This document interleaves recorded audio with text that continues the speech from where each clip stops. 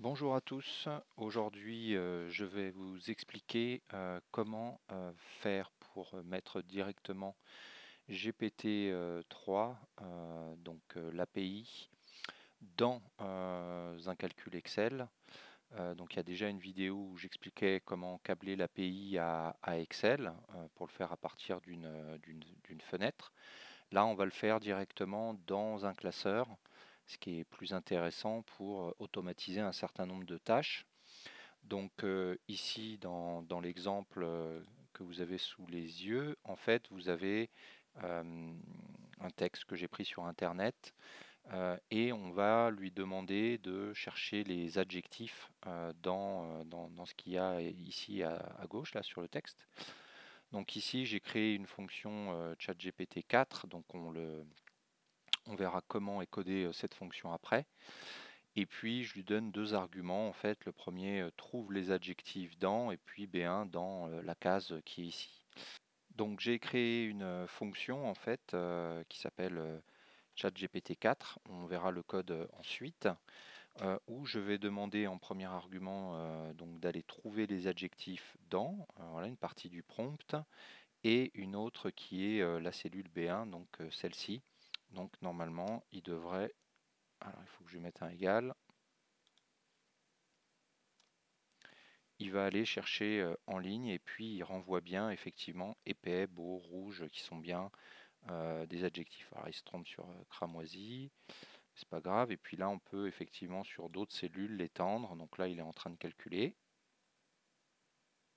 Et on a bien effectivement une chaise pliante, pliante l'adjectif, petit, pliant, blanc.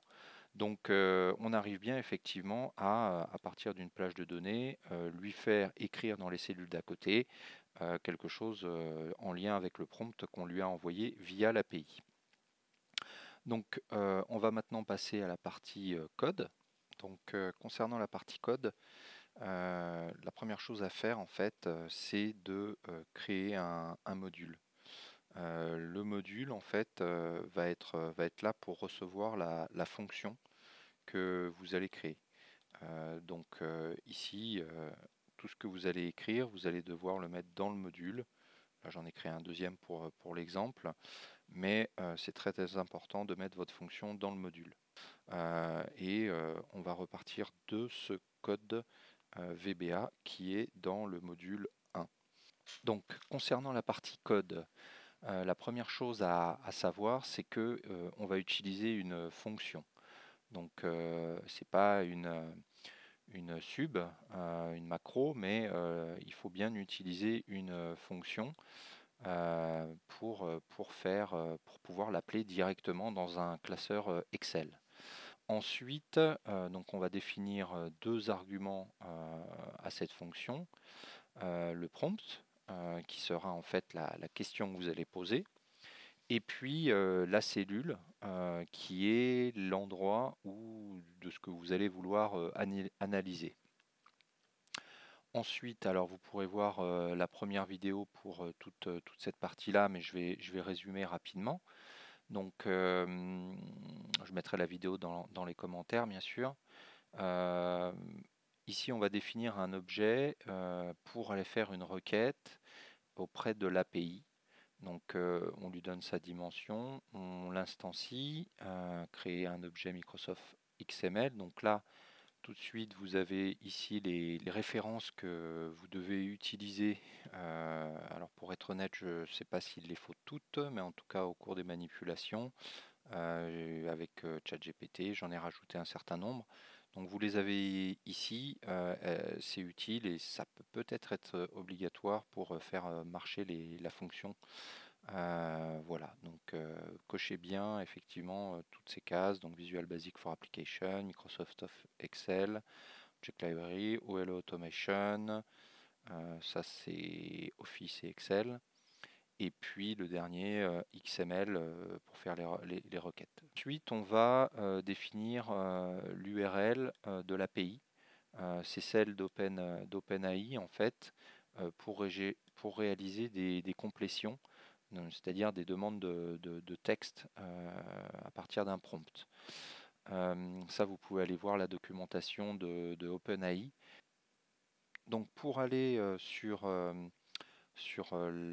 la documentation d'OpenAI, avoir plus d'informations, et puis il vous faut créer un compte. Donc moi j'ai un compte de créer, donc il faut aller à l'adresse plateforme.openai.com.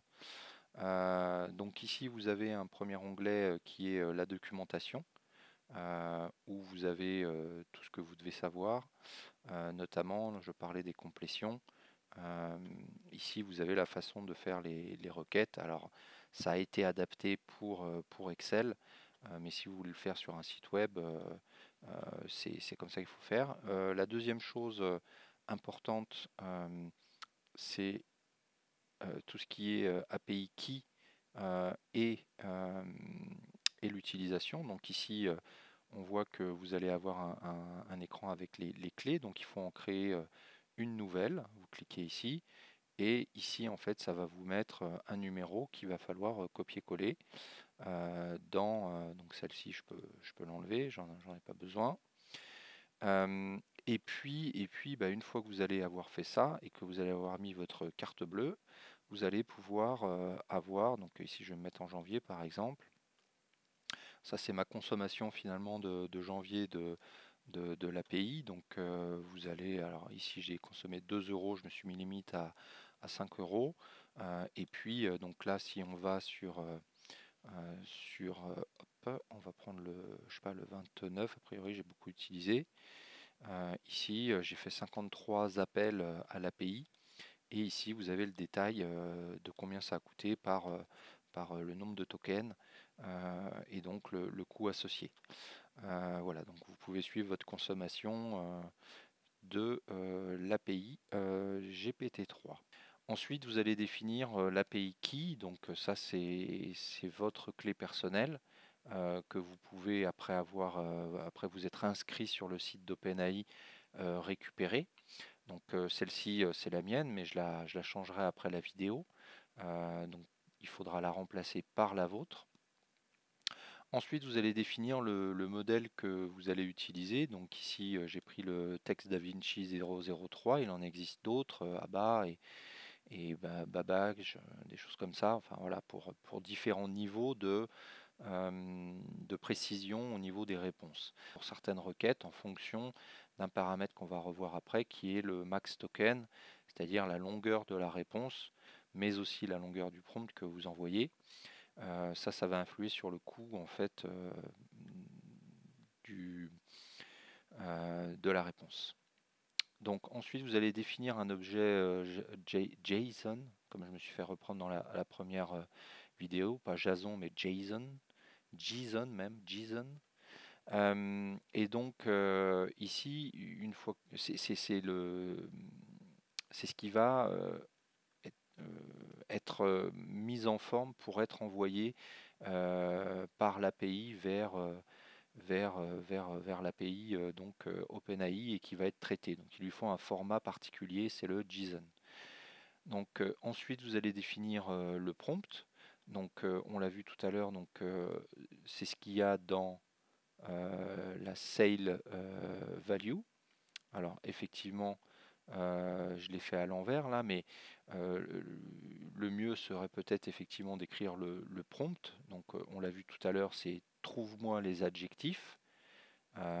Et puis ensuite, on va définir la sale value, donc dans cette case-là. Donc ça sera celle-là, la sale value, puisque effectivement ici on lui prend bien la B1, donc c'est le deuxième argument. Et puis ensuite, alors ici, bon, j'avais essayé, écris-moi juste les adjectifs sans ponctuation, parce qu'il y a un peu de mise en forme du texte quand il revient. Ensuite, le JSON, donc ici, on va lui envoyer le modèle, on va lui mettre la valeur du modèle qui est là, le texte DaVinci 3, le prompt, donc lui qui va correspondre à l'intégralité de cette phrase-là, et puis le nombre maximum de tokens qu'on veut utiliser. Ensuite, il va faire une méthode post où il va aller poser par l'API en fait le JSON qui a été généré. Voilà, donc ça c'est des choses pour qu'il fasse bien l'envoi avec la clé, avec le type de méthode. Donc il envoie le JSON et puis ensuite donc il va récupérer la réponse. Donc ici en fait toute cette partie-là, c'est pour aller récupérer que la partie texte parce qu'il génère un certain nombre d'informations. Et là, en fait, on va essayer de récupérer que la partie texte qui nous intéresse. Donc là, vous pourrez regarder dans le détail, vous pouvez même demander à ChatGPT de vous analyser ce que tout ça veut dire, mais en gros, vous avez la réponse ici sous forme texte, réponse texte, qu'on va ensuite découper en petits morceaux pour la mettre finalement dans la réponse. Donc ça, vous pouvez copier-coller. En théorie, ça doit marcher. Alors ici, petite chose particulière que vous n'aurez peut-être pas besoin à chaque fois, mais tout ce pavé-là, en fait, j'ai demandé à ChatGPT de me le générer pour enlever finalement les ponctuations dans ma réponse, parce qu'il me mettait des 2 points avant, des fois des virgules. Donc je lui ai demandé de m'afficher que les adjectifs sans ponctuation. Dernière chose à faire en fait ici, c'est de bien appeler la fonction, c'est-à-dire que là vous devez bien définir que ce que va afficher la fonction de ChatGPT 4, c'est le texte 3, c'est-à-dire le texte 3, c'est ce que vous avez récupéré, expurgé de pas mal de choses ici. Voilà, donc si on revient à notre classeur, et qu'on regarde à nouveau la fonction, on a bien effectivement la fonction ChatGPT 4 avec la partie qu'on a appelée prompt, trouve-moi les adjectifs dans, et puis un deuxième argument qui est la cellule qu'on va vouloir analyser B1. Donc on va faire un dernier test pour voir. Donc si par exemple je lui mets maison, château, virgule bleu, virgule joli, virgule écureuil. Normalement, si je l'applique, il devrait trouver uniquement deux adjectifs. Donc là, il est en train de calculer, bleu et joli. Donc effectivement, il arrive bien à faire et vous pouvez le faire à l'infini et faire beaucoup d'autres traitements. Mais maintenant, vous êtes capable d'utiliser ChatGPT directement dans un classeur. J'ai mis beaucoup de temps à réussir à faire ça, pas mal de petites complications, mais c'est très utile, je l'utilise tous les jours.